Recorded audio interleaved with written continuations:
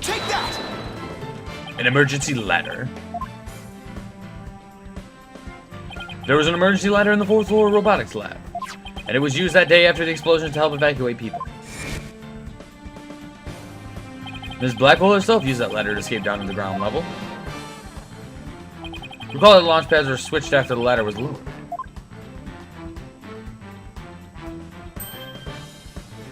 The corridor would have passed by the ladder while the pads were being switched, and that's when the culprit literally sprang into action.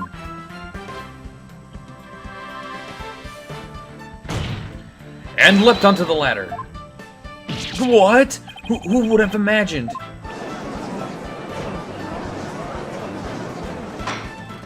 Order in the court. Well, an alternative route seems to have emerged. Which means someone other than Miss Sykes could have been the culprit, right? Objection! Making things up on the fly in an attempt to sway the court again, are we, Mr. Wright? Your theory has so many holes, it puts Swiss cheese to shame. Alright, then, name one.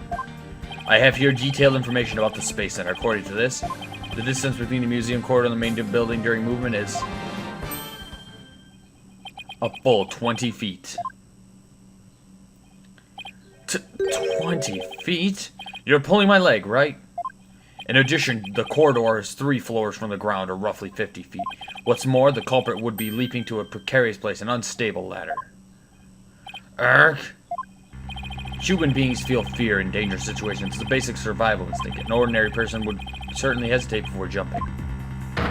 Or even freeze in fear and not jump at all. Objection! But the culprit had just murdered someone. They weren't in an ordinary state of mind. Objection! Nevertheless, why would they have taken that kind of risk? They could have waited for the switch to be complete and escaped to the boarding lounge too. Objection! Because there was a security camera in boarding lounge too. The culprit knew they would be recorded if they left the Space Museum that way. Objection! In that case, the culprit could have hidden in the museum until things settled down, and then blended in with other people after the museum was opened. That's a good point. But you claim that despite all this, the culprit took a 20-foot death-defying leap, and all in the brief moment the corridor and ladder passed by each other? That's also a good point. They would have needed a running start while the corridor was moving to make that jump. If their time was off, or if they couldn't jump far enough, it would have been instant death. What kind of person would attempt something like that? Stop bringing up good points, Edward! This true culprit of yours is nothing but a figment of your imagination. Why do you always have to point out every inconsistency? Mr. Ezra's right. That does sound pretty insane. The culprit would have to be someone who feels no fear like a stuntman. But everyone feels fear on some level, right? Wait a minute. Aha! I've got it this time. I could prove that there's someone who could have used this alternate escape route. Oh, can you now? This proves... Let's see here. Let me think. I can't think.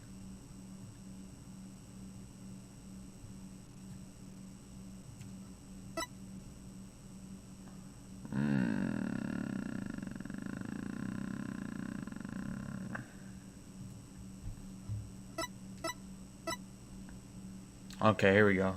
Calm. Take that! What's that, Mr. Wright?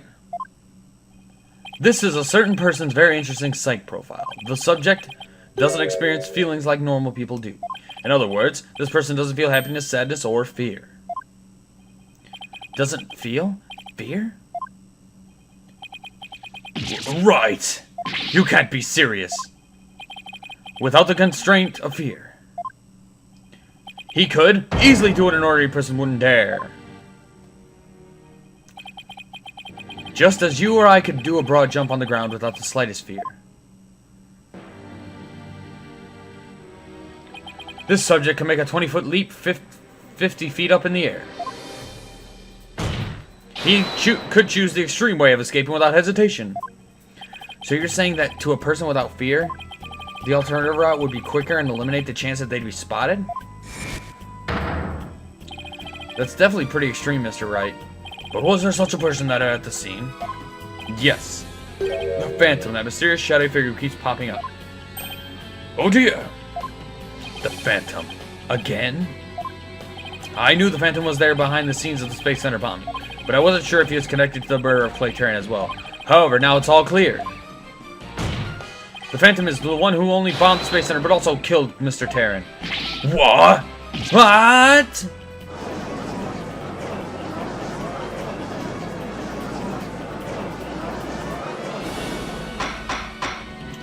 Order in the court, order, I say. Mr. Wright, please continue. There were just too many similarities between this case and the one from 7 years ago. But why, you may ask? It could only be because both incidents were the work of the same Phantom. So then this Phantom is the one who killed Clay? But who is he? This Phantom has been haunting this case, pulling the strings in the background.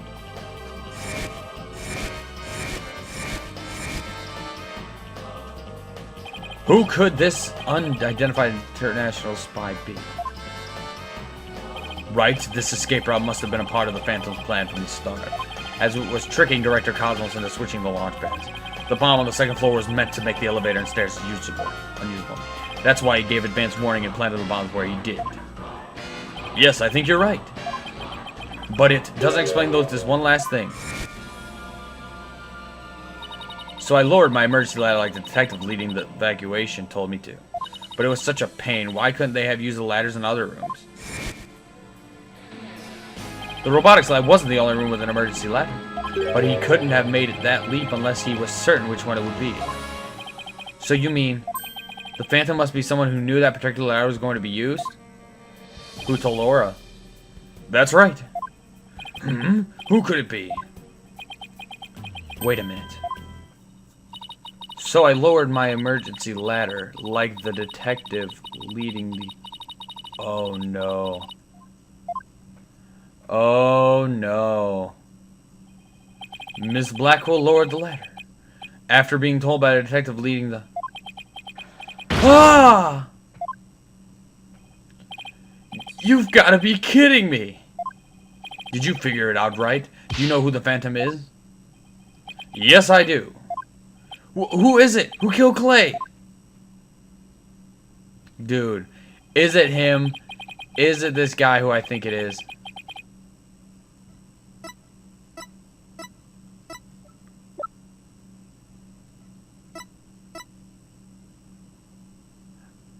Is it him? Take that! Take that! Take that! Present! Ah. Take that!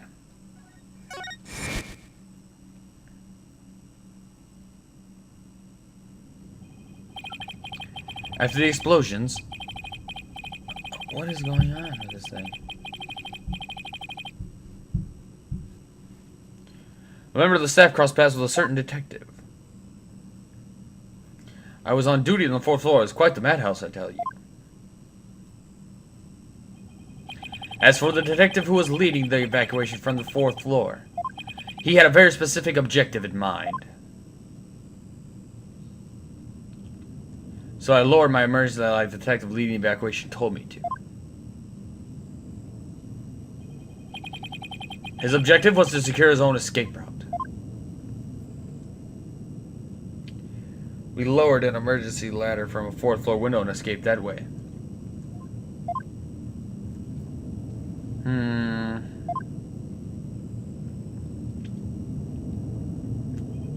This is a detective you all know. He's even the lead detective on the current case. Bobby Fulbright. But his psych profile says he's on emotion. Take that!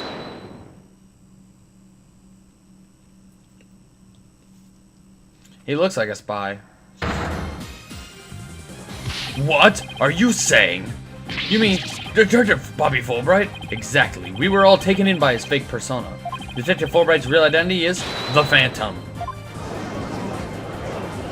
Wow. Order in the court. Mr. Wright, how could this be? That's easy, Your Honor. Detective Fulbright was leading the 4th floor evacuation effort. Our first clue is that he made no attempt to have any other ladder be put to use. The ladder in the robotics lab is only one he ordered to be lowered. The second is that he directed everybody to the basement shelter via this ladder. Verily, it was all a part of his plan to create an escape route. After Detective Fulbright saw to it that the ladder was lowered from the robotics lab, he went to the lounge where he killed Clay Terran and escaped into the Space Museum. The museum started moving slowly, so he waited for the right time, got a running start. And just as the corridor was passing the ladder, he leapt onto it.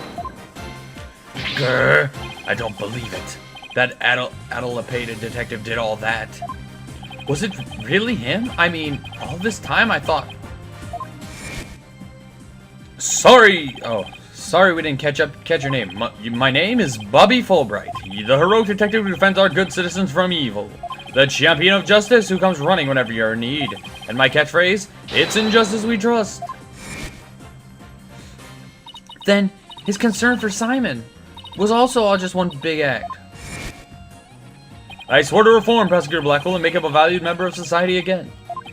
So I can't just sit by and watch him give in to his emotions and tear the defendant apart. That monster killed Clay. He had me completely fooled. Come to think of it, he's the one who brought that bloodstained lighter to court too. The scumbag even made me turn on Athena. Dang it! How the heck did I fall for that? For him to have wormed his way into the police department as well. Your Honor, the defense demands to question Detective Bobby Fulbright. Yes, I agree that we need to hear from him right away. The court will take a short recess and then Detective Fulbright will take the stand. Bruh. No, Bobby. I like Bobby.